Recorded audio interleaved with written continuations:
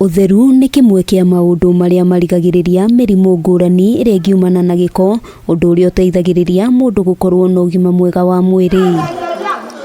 Na niguo kugacirithia utheru, kambuni ya uthondeki wa mathabuni ya Dettol unyitaniri na ministry ya ugima wa mwiri ni itabanitie mihango ya kuheana thabuni undu umwe na CECENI cia gwithambira moko kuri arutwo thukuru-ini cia muthingi kaunti-ini ya Nairobi. Ministry of Health takes health in our schools very seriously, and so there is enough enabling environment which is expected by the constitution established by the national government. Cornerstone of this initiative involves the installation of essential water tanks and state-of-the-art hand washing stations within these schools, as well as hygiene education program. Mubango uyu ugukorwo ukiguna arutwo matanyihiire ngiri 10 thukuru wa muthingi wa Kibra kaunti-ini ya Nairobi, ari umwe wa thukuru iria igunikite na mubango uyu.